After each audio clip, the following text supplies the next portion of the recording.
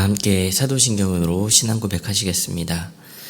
전능하사 천지를 만드신 하나님 아버지를 내가 믿사오며 그 외아들 우리 주 예수 그리스도를 믿사오니 이는 성령으로 잉태하사 동정녀 마리아에게 나시고 본디오 빌라도에게 고난을 받으사 십자가에 못 박혀 죽으시고 장사한 지 사흘 만에 죽은 자 가운데서 다시 살아나시며 하늘에 오르사 전능하신 하나님 우편에 앉아 계시다가 저리로서 산 자와 죽은 자를 심판하러 오시리라. 성령을 믿사오며 거룩한 공회와 성도가 서로 교통하는 것과 죄를 사하여 주시는 것과 몸이 다시 사는 것과 영원히 사는 것을 믿사옵나이다. 아멘. 다 함께 찬송가 290장 찬양하시겠습니다.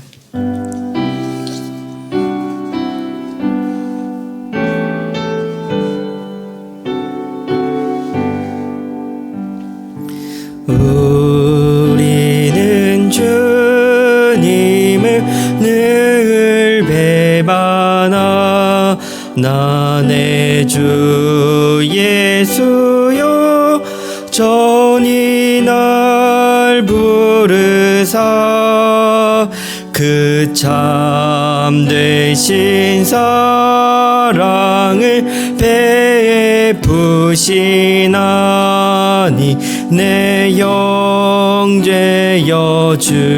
주님을 곧 따르라.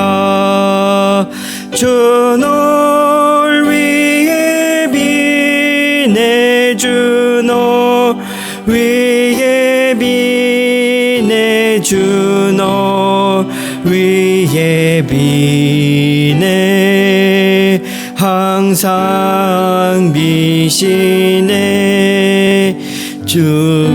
주께서 풍성한 은혜를 내려 내 영혼이 나날이 복받으니 주 예수를 너희도 구주로 섬겨 곧 따르면 풍성한 복 받겠네.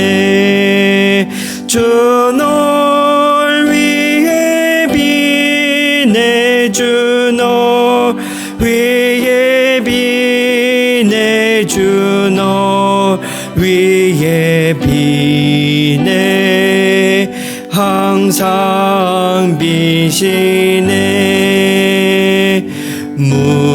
무거운 짐 지고 애타는 인생 주 예수께 돌아와고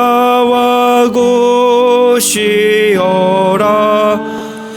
내 주 예수 너희를 돌보실 때에 참 복락과 위가 넘치겠네. 주 널 위해 비네 주 널 위해 비네 주 널 위해 비네 항상 비시네.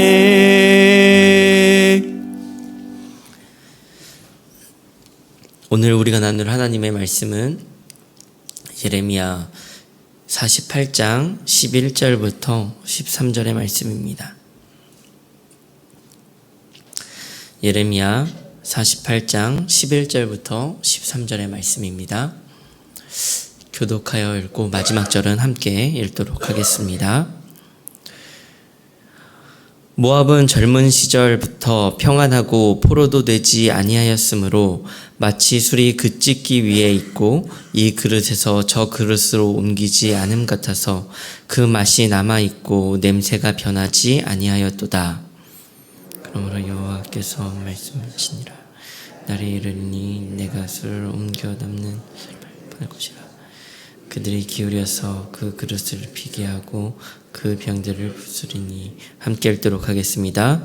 이스라엘 집이 베델을 의뢰함으로 수치를 당한 것 같이 모압이 그못으로 말미암아 수치를 당하리로다. 아멘.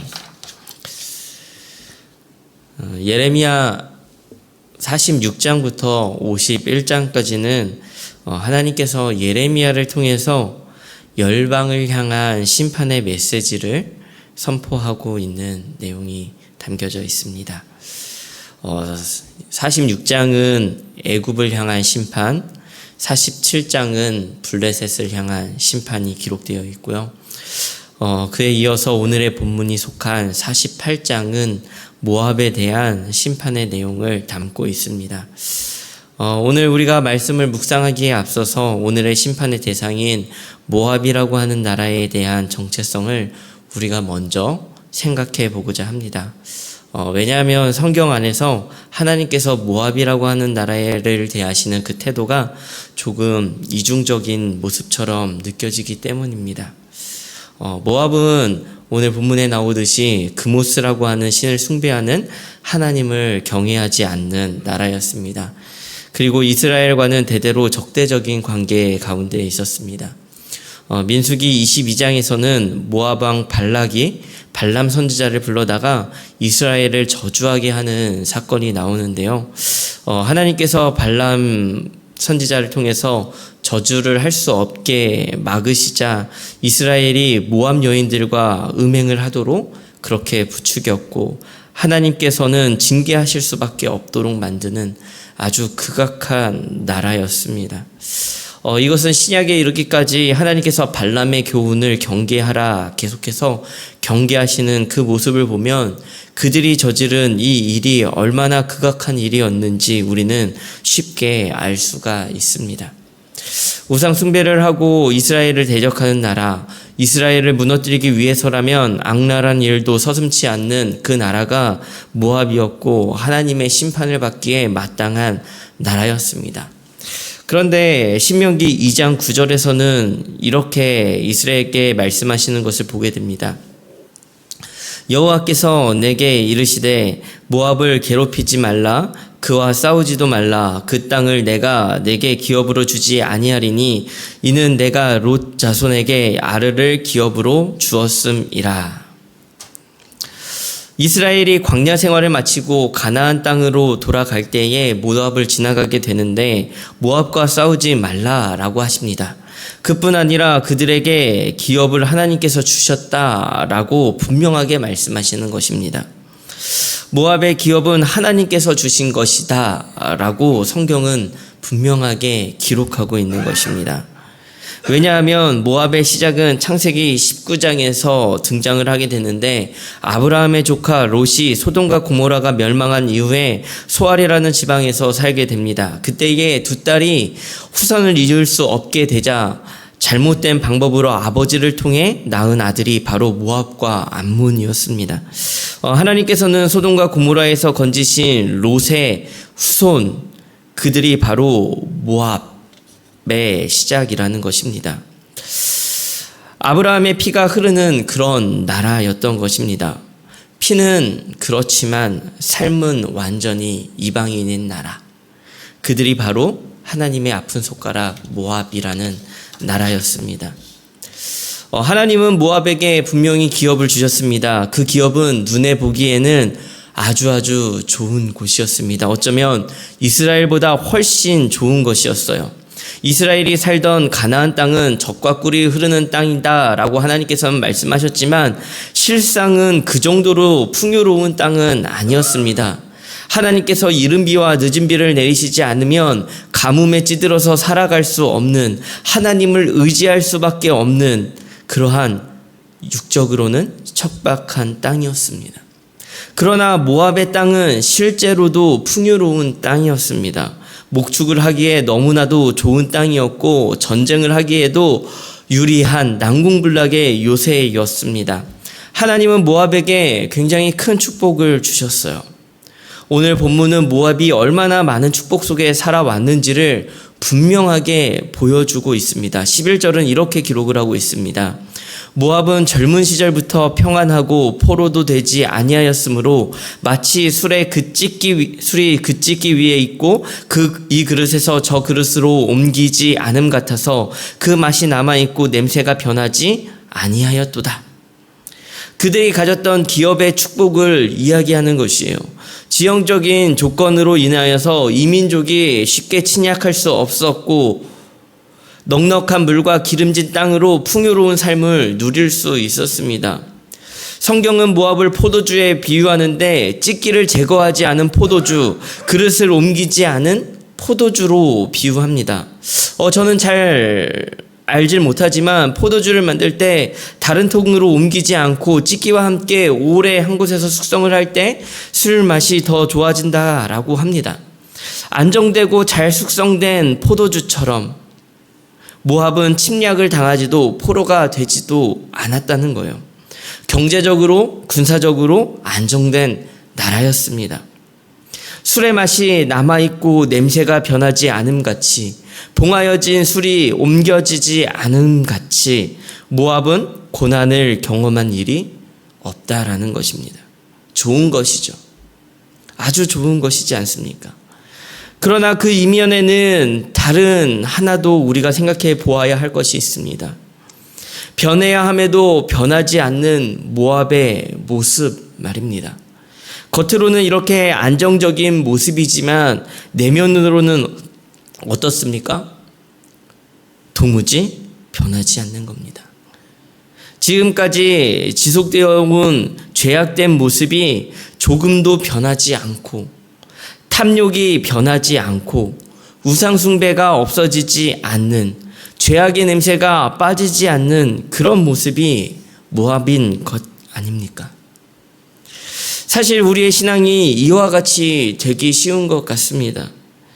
우리는 평안함을 원하고 그것이 우리의 자랑이고 축복이라 여기지만 어쩌면 그것이 우리의 영혼에는 가장 큰 고난인지도 모릅니다. 왜냐하면 그 평안함에 기대어 자신이 변하지 않기 때문이에요. 변해야 할 것들이 변하지 않아도 된다고 생각하는 것입니다.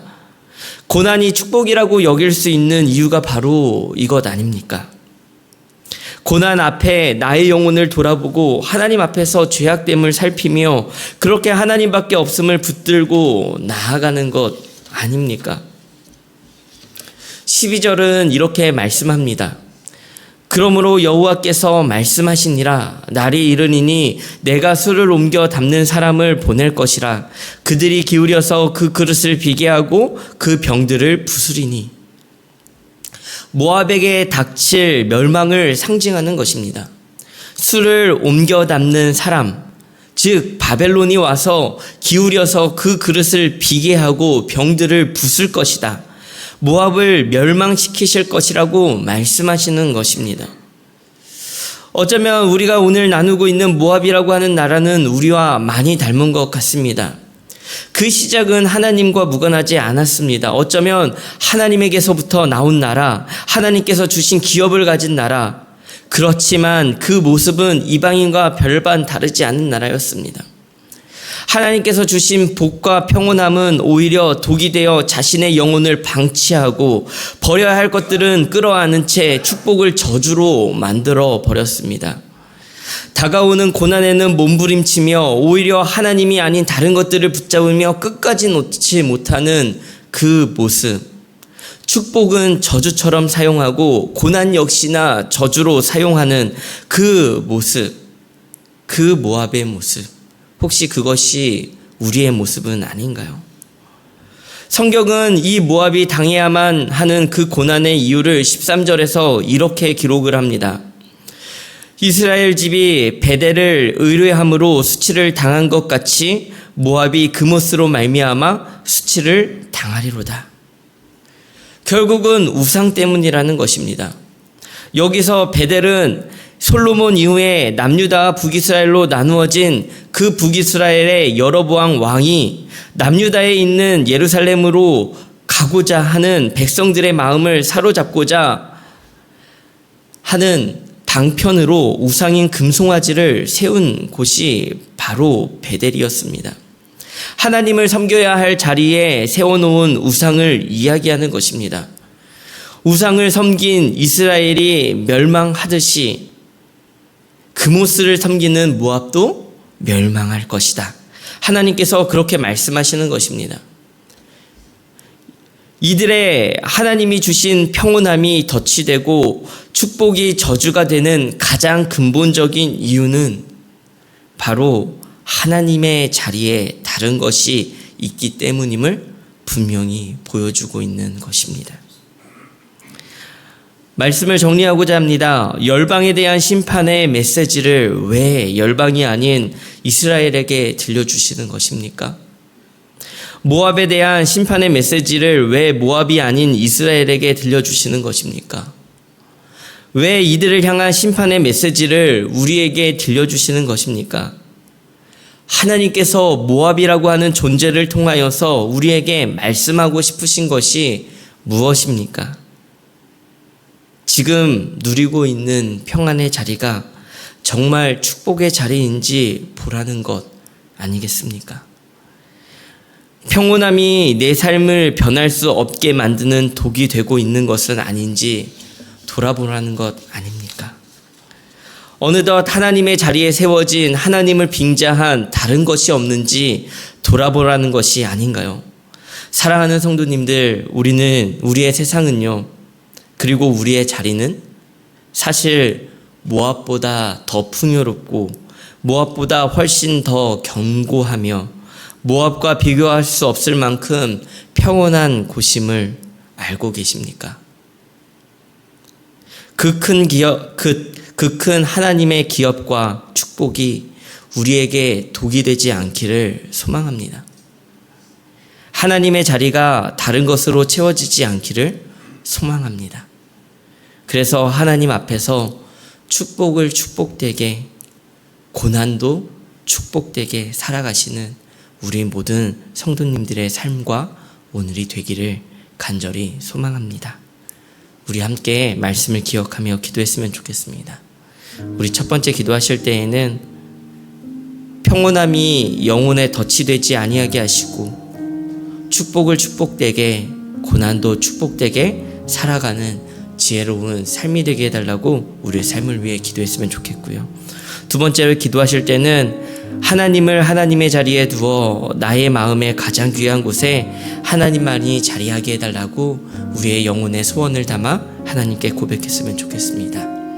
마지막으로 세 번째, 우리 교회를 위해 기도하실 때는 특별히 해외 단기 선교를 위해 기도했으면 좋겠습니다.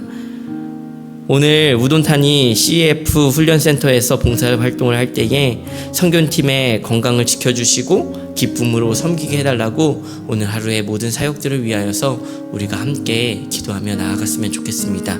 오늘 우리 하루 기도의 자리로 해서 시작하도록 하겠습니다. 함께 기도의 자리로 나아가도록 하겠습니다. 함께 기도하시겠습니다.